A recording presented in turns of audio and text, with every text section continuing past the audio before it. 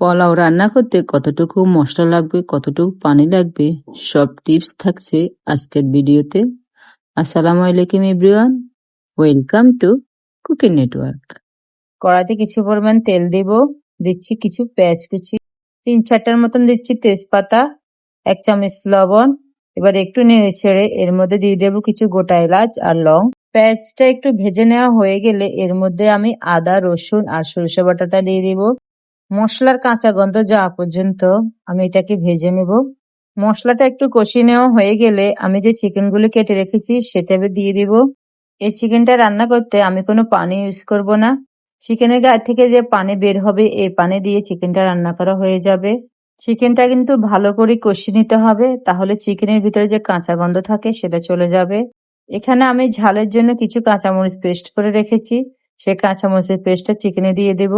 আপনারা চাইলে লাল মরিচটা ইউজ করতে পারেন, কিন্তু আমি যে পোলাওটা রান্না করব তাতে কাঁচামরিচ দিয়ে রান্না করা হয়। এবার দিচ্ছি কিছু গরম মশলার গুঁড়ো আর দিয়ে দিচ্ছি কিছু টক দই। টক দইটা আমি ফ্রিজ থেকে সরাসরি বের করে দিয়েছি। এখানে আমি যে মশলাটা দিচ্ছি সেটা বিরিয়ানি মশলা। এই মশলাটা দিলে স্বাদ ঘ্রাণ দুইটাই বেড়ে যাবে আর খেতেও খুব ভালো লাগবে। এভাবে চিকেনটা রান্না করে নান অথবা রুটির সাথে যেভাবে খান খেতে পারেন। চিকেনের গায়ে এভাবে তেল ছেড়ে দিলে বুঝতে পারবেন চিকেনটা রান্না করা পুরো হয়ে গেছে। এবার নামিয়ে নেওয়ার পালা। আমি আরেকটু নেড়ে ছেড়ে চিকেনটাকে নামিয়ে ফেলবো। অন্য একটা কড়াইতে কিছু পরিমাণ তেল দেব আর দিয়ে দিচ্ছি কিছু পেঁয়াজ কুচি। এবার দিচ্ছি 1 চামচ লবণ, ঘ্রাণের জন্য কিছু গরম মশলা দিচ্ছি আর এবার এগুলোকে নেড়ে ছেড়ে দেব। পেঁয়াজ যাতে লাল না হয়ে যায় সেদিকে খেয়াল রাখবেন।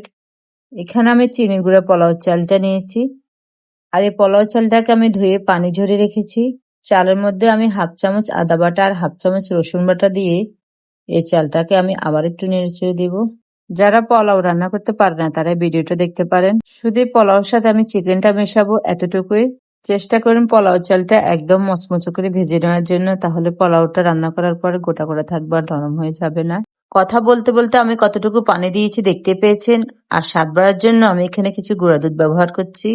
এখানে গুঁড়া দুধটা দেওয়ার চেষ্টা করবেন। আবার যদি বলেন না আমি দেবো না, তাহলে পোলাওর টেস্টটা ভালো আসবে না। এবার কিছু কাঁচামরিচ আমি ভেঙে দিয়েছি যাতে ঝাল বের হয়।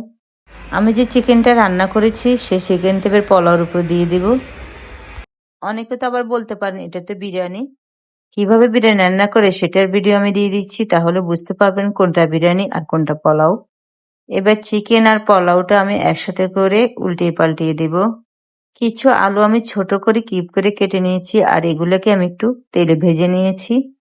কিছু চিকেন আমি কিমা করে নিয়েছি, ছোট ছোট করে বল বানিয়ে আমি তেলে ভেজে নিয়েছি। 2টা ডিম আমি আগে থেকে সিদ্ধ করে নিয়েছি।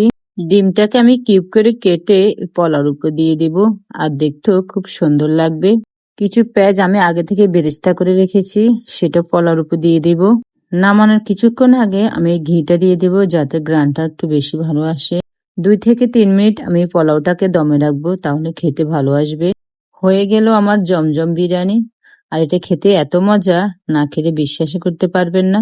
আজ এ পর্যন্ত, সবাই ভালো থাকবেন। আল্লাহ হাফেজ।